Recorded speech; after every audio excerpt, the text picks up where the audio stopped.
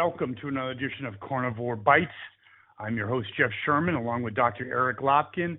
And what a night we shared this. We both yawned a little bit for this prep before the podcast because I stayed up till at least 1:30 last night. I couldn't believe it. And let's just get to it. Let's start with the races, the electoral races, that is. And let's start with Virginia. First of all, something that has to be said because we could get lost in the momentum. Let's not.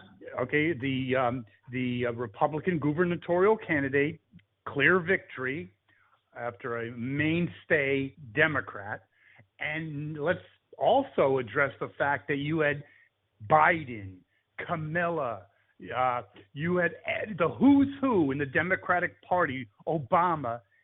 And they still couldn't right the ship. That's a story unto itself, isn't it? It really is. The Virginia governor's race was amazing. On the Democratic side, as you said, you had all the luminaries coming out.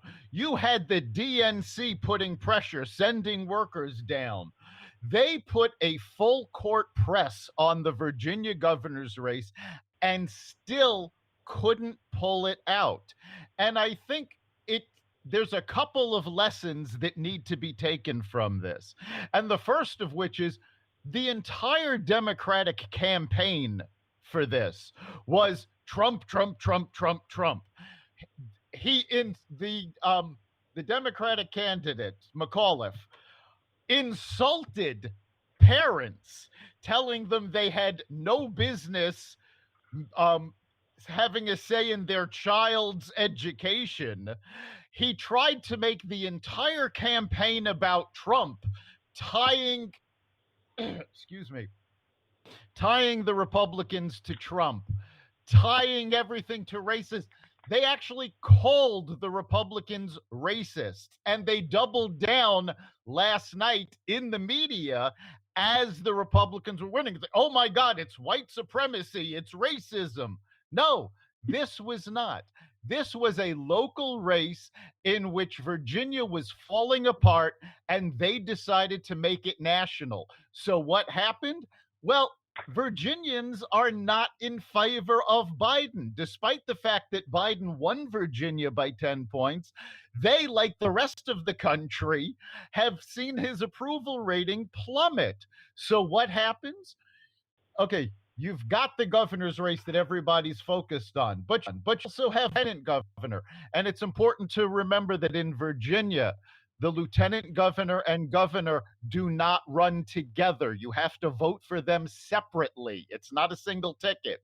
So you have Republican Winsome Sears, the first Black female lieutenant governor in Virginian history. You have Jason Mayares, the first Latino attorney general in Virginia history. This was the Republican ticket. This was the most diverse ticket in Virginia's history, and the far left are trying to paint it as racism.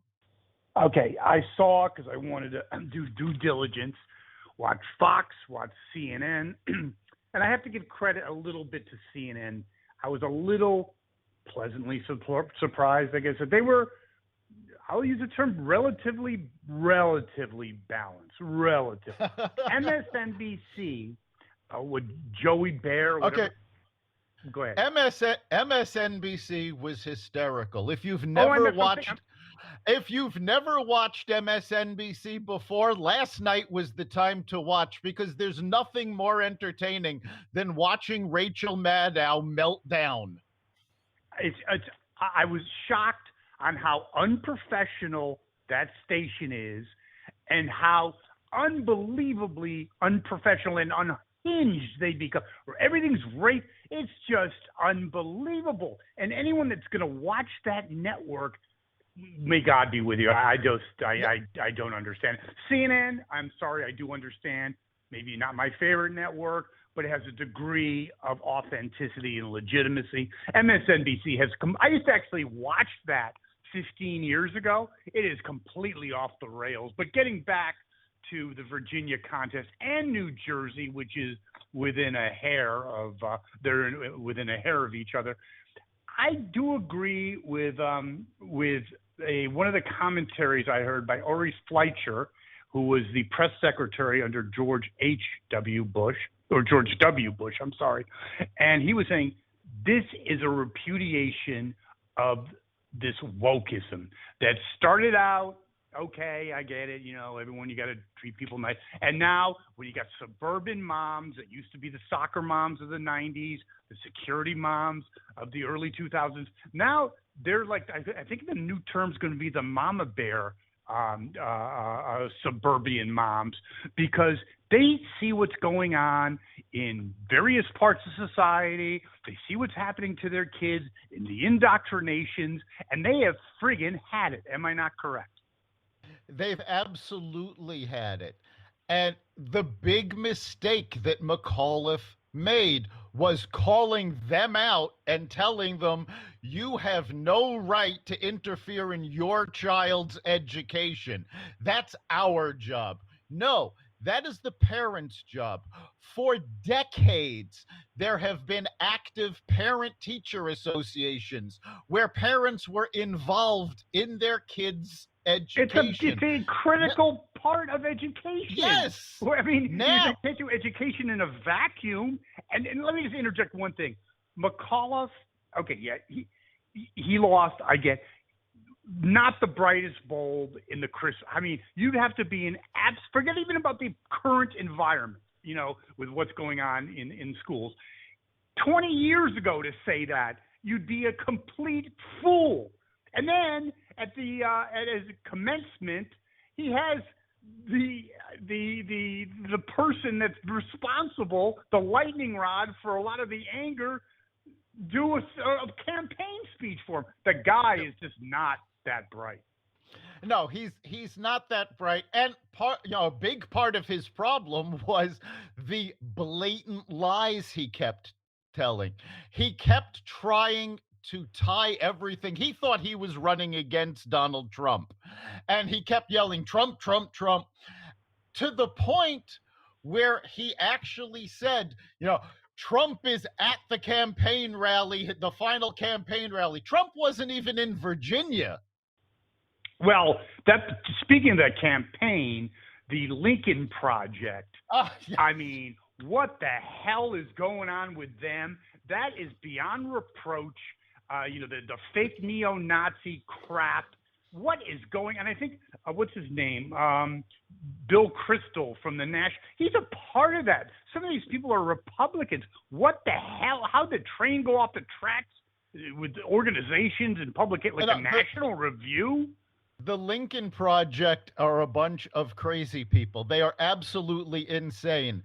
And when they came out as fake white supremacists to try to make it look like the Republican campaign was white supremacy, I mean, it took all of 5 minutes for them to be called out on it? Nobody fell for it.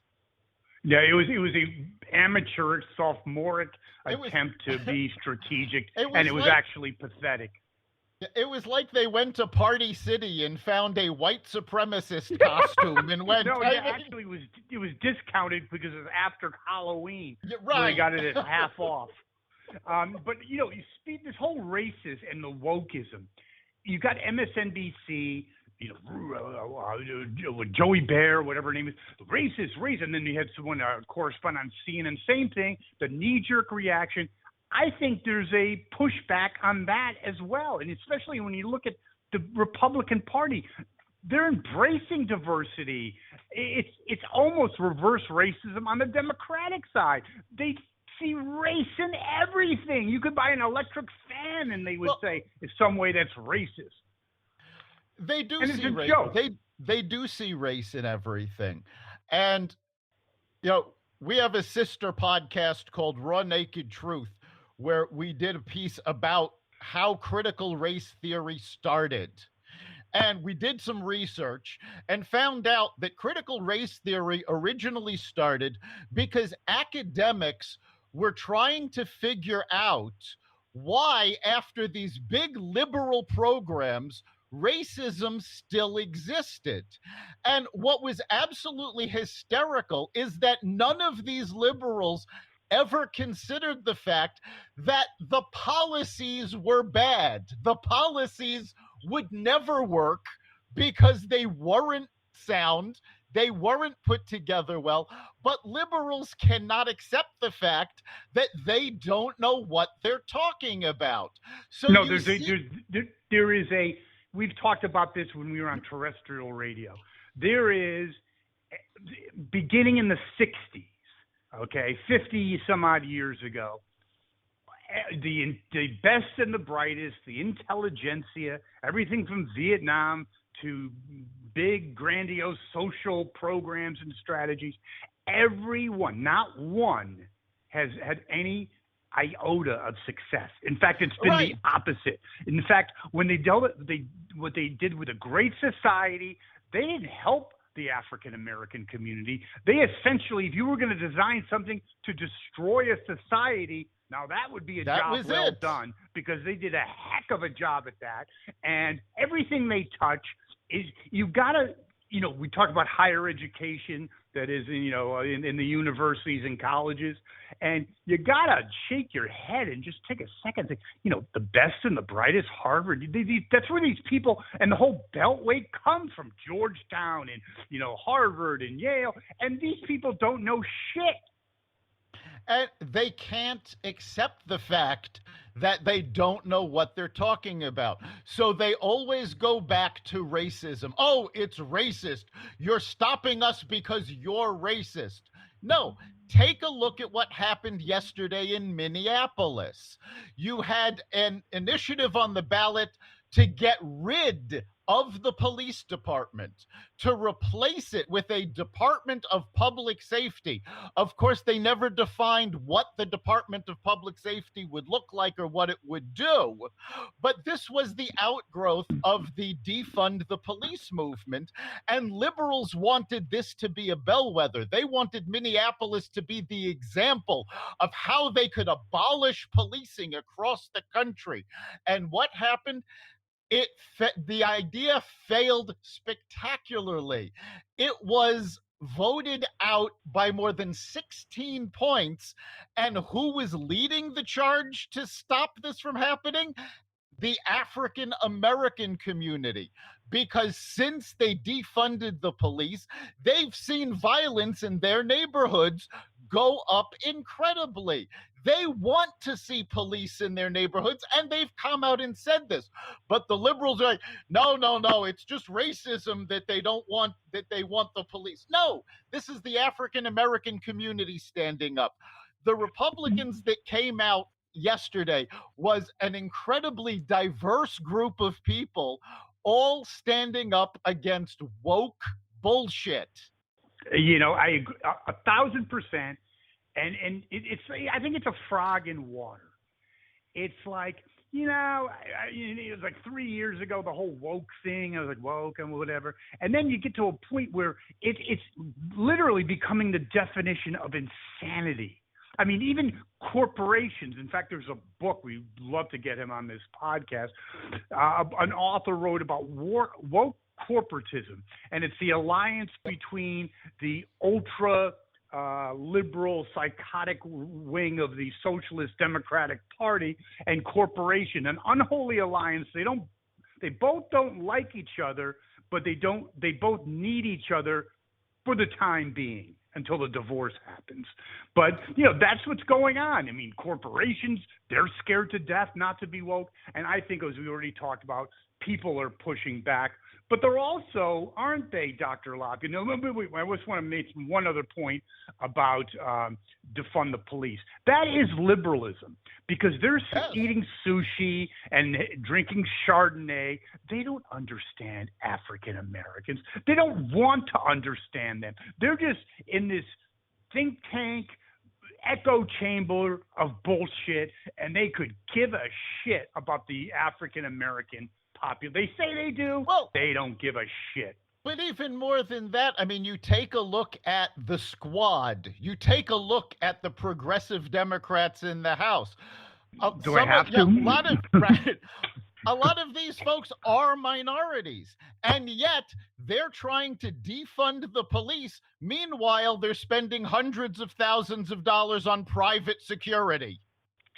Well, it's about their own empowerment, just like we talked about people like Richard Blumenthal, who's Jewish, votes for the diametrically opposed interest that he should be as a Jewish American, but it's all about his own power. And speaking of power, I have two kind of things to tee up on that. Biden, we talked about this before, his basically level of competency rating is below water. And this is another very interesting tidbit I heard last night on my late night watching. And that is, I think it was Dick Morris. Yeah, okay, he's a little bit of a nut, but he knows what he's talking about. He was talking about Jimmy Carter. There was a crisis of confidence, of competence. But with Biden, you have a crisis of competence plus a crisis of ability, that is cognitive ability. Yep. There's nothing, it's unprecedented. I mean, Jimmy Carter made a lot of mistakes, but no one questioned if he was intelligent. He was a smart guy. He had the wrong policies, but he was intelligent. This guy, Biden, and that's why I don't believe for 1 second that his ratings will take an uptick, because it's accelerating. It's exponentially getting worse. He's not up for the job. And look, it'll be funny what his reaction is on this. He'll be completely out of touch. And I think he's going to be, as we talked about, a one and done, not one term, but he's already a lame duck president. Is he not, Dr. Lopkin? He is. I don't think he can come back from this. No. He keeps saying, polls go up and down. And, he's right on that. Approval ratings go up and down. But there were two polls that came out over the last week that are unlike most of these polls. One of them, 71% of Americans think we're on the wrong track. So that's a huge number. Now, Obama had a similar number after the midterms, but he was able to come back from it. The reason that Biden can't is the second poll, and it was 64% of Americans do not think he is mentally all there. Exactly. Yes, that's a crisis of competency. Yes. Right. When you have 64% of the country doubting your mental capacity, you can't come back from that, especially since, again, it seems to be true. No, it is true, and that's a great point, because, we've all done shitty presentations, blown a sales call, and you rally. But like you just said, and you articulated it well, with Biden, it's not an Obama or a George W. Bush even that can, all of a sudden turn it around, as a saying goes. No, with Biden, it's only going to get worse, and it's only going to reinforce people's opinion. It's not like, I saw him and wow, he's really not that bad. He just had a rough start. No, it's going to get progressively worse, no, and those numbers are going to go tanking further. And there are now indications that it's even worse than we thought, because during his trip abroad, remember, he told the Democrats he expects a bill passed by the time he gets back. Well, that didn't happen, and the election certainly didn't help. But it was also not helped by, one, the image of him falling asleep at the climate conference, and two, the rumors, and I stress that these are rumors. We do not know if this is actually, fact. But rumors started circulating in the foreign press that during his meeting with the Pope, there was an hour delay where the press were hurried out. They didn't show it live. And now rumors started circulating that it was because Biden became incontinent during the meeting and he had to be cleaned up. No, I believe that. I believe that 100%. And, I gave CNN some accolades. Shame on the mainstream media. They are culpable of allowing this to happen. and the Democratic Party and Dr. Biden with her PhD in education, please. Yeah, they're culpable. This guy was not up for the job. He's definitely not up for the job, but there's another, I'll say rumor, because again, we don't know, and I don't know if we'll ever find out if this is true, but there is at least a little bit of evidence circulating that Jill Biden allowed Joe to run primarily to protect Hunter. That could be. And I'll say on a lighter note, everyone has a second or third act in America. So when the 25th Amendment is enacted, he can always do late night commercials for Depends. There you go. Yes. I mean, and he's got complete authenticity. He's not authentic as a president. No one believes he's up for the job. But hey, I'd buy. If I needed it, I see him. Who better to endorse it? Speaking of endorsements, Trump. This is an interesting scenario, and I'd love your opinion. I'm sure our listeners would as well. I got the feeling, just a gut feeling, that the weight of Trump, because I do think it was a weight on the Republican Party, could have been lifted, especially in Virginia. That, yes, he's a player, he's a power broker, but I think things have starting. It hasn't happened yet, but the train is a little bit, people getting a little more confident to walk away from his shadow. What do you think? And that's a good thing for the Republican Party. Well, there's definitely more confidence to walk away from his shadow, but his shadow is actually having less weight now. I heard a pundit talk.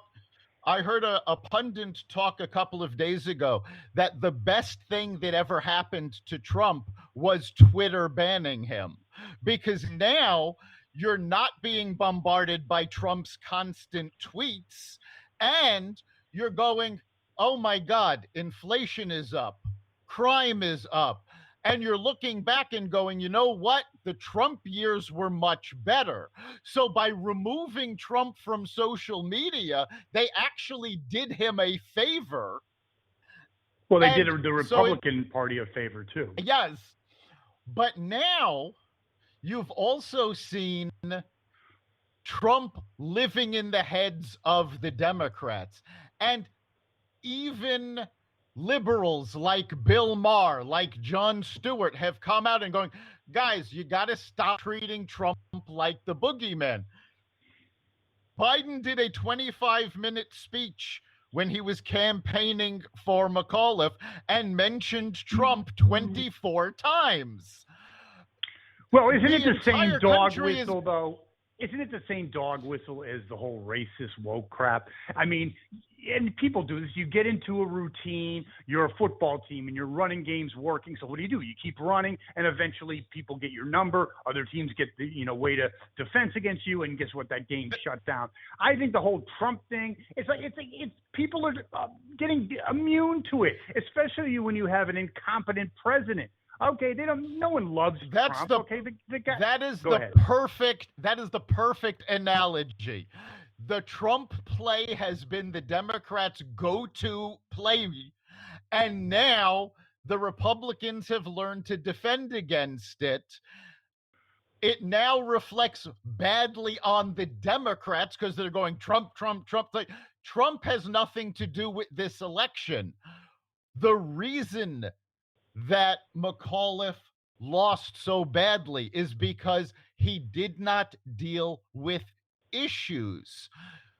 The entire Republican campaign was geared around education issues, economic issues. That's what Virginians polled saying was most important to them. So that's what the gubernatorial race focused on. But no, McAuliffe focused on Trump, Trump, Trump. And people eventually went, you know what? You're blaming Trump because you don't have any ideas. You're not listening to your constituents. Enough is enough. We've said this about being called racist. when the Democrats trot that out enough, oh, it's racist, racist, racist, white supremacist, it loses all meaning.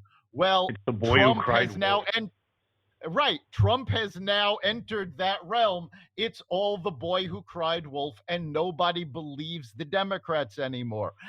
But that's not going to stop them from using it because again, yesterday, Ohio, the Republicans won a special election for Congress.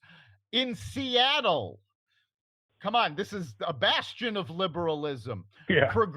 Local progressives lost their races. In Minneapolis, local progressives lost their races. This is not about race. This is about woke bullshit doesn't work. And the American people are tired of it. They want you to talk about policies that are going to help them. And that's Yes, the big thing that they have with big Build Back Better is that there's nothing in there that anybody sees is going to help them. No. And to use a historical reference, when the Japanese attacked Pearl Harbor, Yamamoto said, "We've just woke up a sleeping giant." And I think that's what's happening now. It's obviously not a military wake-up call, but it's a social, economic, and political wake-up call with, as you said, the woke bullshit, and the whole racist nonsense, craziness, boogeyman stuff. If I was going to ask you, and I will ask you, Dr. Lopkin, on a scale 1 to 10, 10 being a disaster, I mean a complete unmitigated disaster, and 1 being, no big deal. Yesterday, New Jersey, Virginia, Seattle, Minneapolis, 1 to 10 in terms of damage, first of all, to Biden, second to his agenda, and third to the Democratic Party. At 1 o'clock this morning, when all of this was first coming up, I would have said it was a 6. Now, having seen how the Democrats are reacting to it, it's a 9.5 because in what way? They have failed to pay attention to what the voters are saying. The Democratic Party today tore itself in half with the progressive left saying, oh, it was the moderates' fault that this happened. And if they had let us push our agenda forward and pass our agenda, this wouldn't have happened. No, it would have happened more so if they had passed that bullshit agenda. No question. The moderates are the ones that saved the Democrats. But Pelosi has said this is not going to stop their agenda. The woke left progressives are pushing forward. They're doubling down, saying, we have to now pass our agenda. It's our only hope. They do not accept responsibility for the fact that they are the ones that America voted against yesterday. And you know, the real winners in yesterday's election are actually the moderate Democrats who have now been empowered to stand up and say enough is enough. You are going to see more moderates pull away from the left because they don't want to lose their seats next year. Could you actually see some defections? Probably not, but not beyond the realm of possibility. It's never beyond the realm of possibility, but honestly, I don't think too many would actually defect. They've all been part of the Democratic machine. Remember if you defect as a candidate, you lose that machine and you have to rebuild.